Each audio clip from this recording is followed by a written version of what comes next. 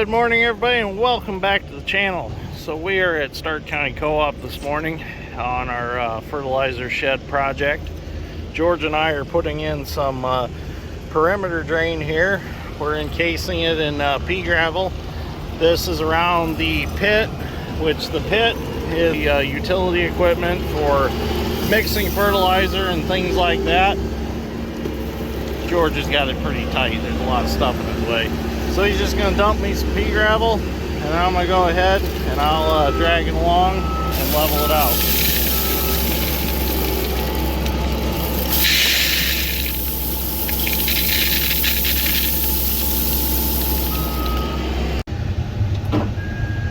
Okay, I apologize.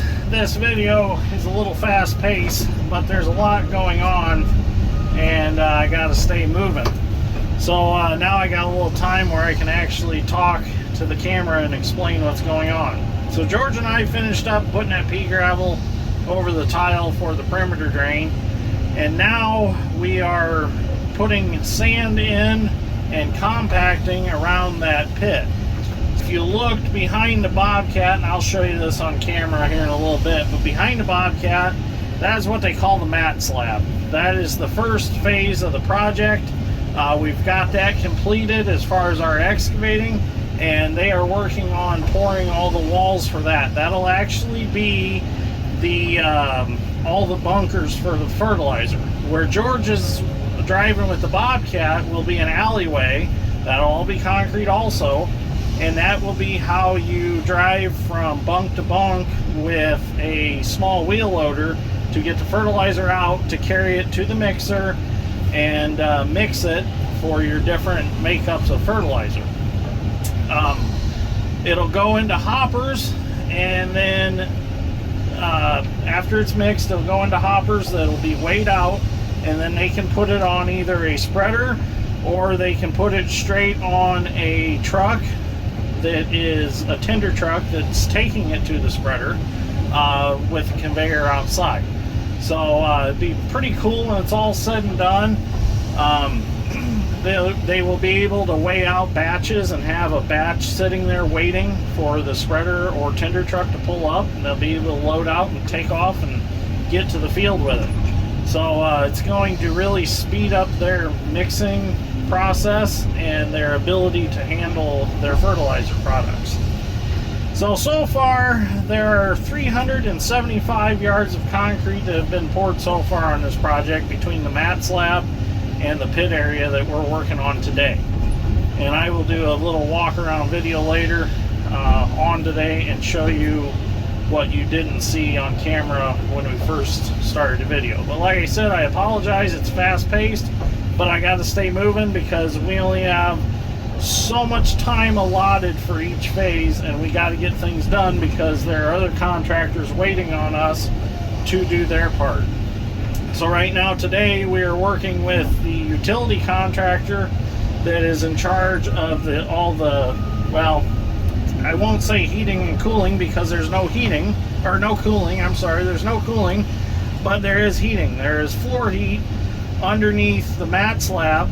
And the idea of the floor heat is to keep the fertilizer from sweating when you go from wintertime to early spring and into summer. It keeps it from sweating, and that keeps the fertilizer from turning muddy and making a mess inside the building. So them guys are here, they're doing their floor heat, they're running all their plumbing. So we're all working together today so they can use our backfill area or over digs as their utility trenches and make their life easier. So it's all working out real good. Everybody's working together.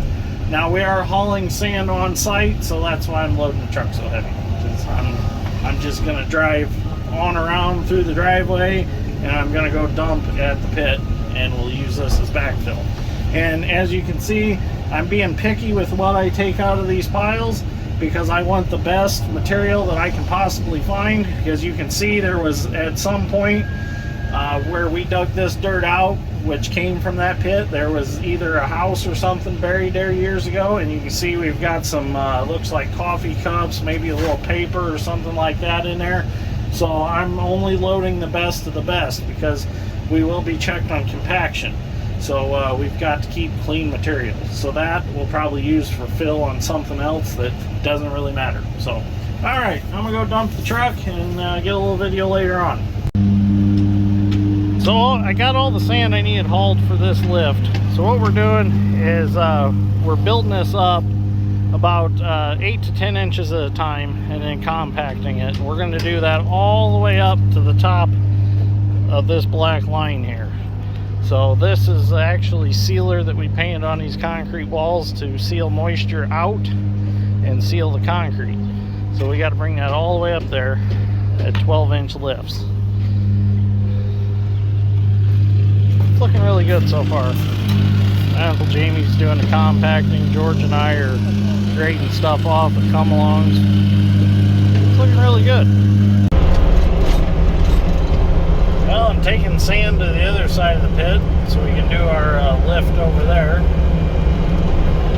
George is stringing it out as they bring it. See, I don't have much room to work here. It's pretty tight along there. Well, we're going to work on our next lift here. Dad's bringing some more sand. But as you can see, this is a pretty good size fertilizer shed. There's 1, 2, 3, 4, 5, 6, 7, 8 bunkers for fertilizer storage. And then on the back side of that big concrete wall over there, there will be a pit to unload rail cars. And actually the pit to unload semis will be over there also. So that's all going to be on that side. This side's just going to be strictly load out and mixing and things like that. And there'll be some storage area here too. So we'll let my Uncle Jamie finish that last compaction right there. And then we'll lift it one more time and the nice lady can come and do a compaction test. So it's looking real good. I'm going to concentrate the rest of the day on getting this all done. So we've got, well, you can see how it kind of stair steps. We've got at least one more lift here, and then probably we got to go 4 more down there, and we'll have it. So, looks good so far. Got some of their water lines in. So I'd like to thank Kelly, which is the site foreman of this project from Greystone Construction, for giving me permission to video this. So he even subscribed to the channel, and I guess I should have asked sooner, but I could have had permission the whole time to be videoing the whole process. So I do have some pictures of it, so maybe I'll slap them at the end of the video, kind of make a small slideshow out of them. We'll see what happens. Have George dribble that in there, and then I'll take come along and drag it nice and smooth. And Jamie can come along with the compactor and pack it. We're getting to the point now where we can use the Bobcat some to smooth it. If not, just use a good old come along. Oh, and on this project you got to wear full PPE. So see, hard hat, safety glasses, high-vis vest. You're supposed to have sleeves, but I don't like sleeves, so. But yeah, you gotta have safety equipment here. Oh yeah, and you have to have pants and boots. Can't wear shorts. So Greystone Construction rules. We are subcontracted by Greystone to do all the excavating work on this project. Alright, we're gonna start us another lift here. George is going to dribble it in, and I'll level it out. We'll just do that the length of the wall. There we go, I'll level that out now. Well, now we're high enough we can actually see in this pit and see what's in there. The forms are still on the insides, but they've stripped the outside so we can backfill it. It's just amazing the amount of rebar that is in this structure. I mean, there is rebar everywhere. Lots of it.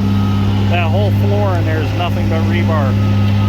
I would hate to be the guy that's ever got to tear this concrete out. It'd be a lot of breaking. Definitely cool to be part of this project because our fertilizer for our farm will actually pass through this facility. So it's kind of cool to be a part of it on our farming and our excavating side.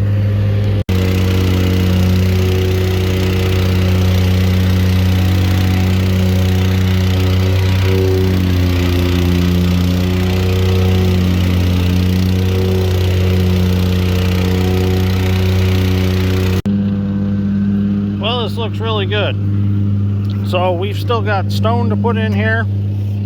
There'll be a layer of stone, and then there will be a concrete slab through this whole area, the length of the building. So that's all we got to do for now. And actually, we're not going to do it perfectly until our final grade with our stone. So you can see it's got a little wave to it, but that's okay because electricians still have to bury stuff through here.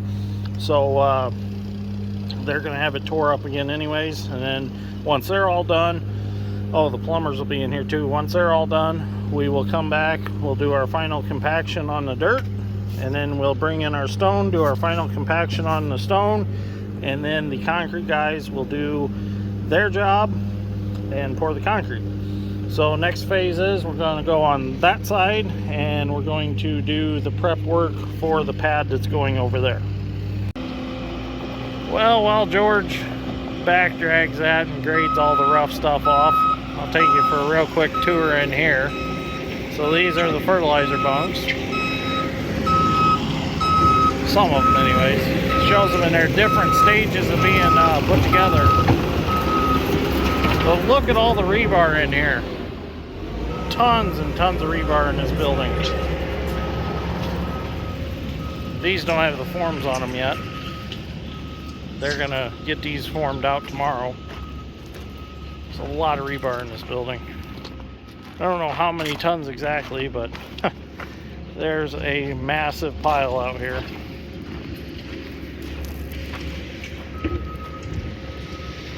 Kind of crazy.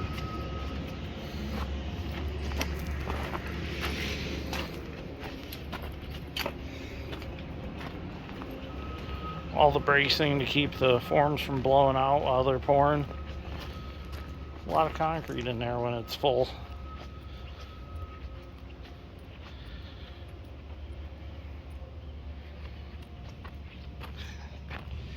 So this will have a roof on it, of course. And to the peak of the roof, I guess it's going to be like 45 feet tall.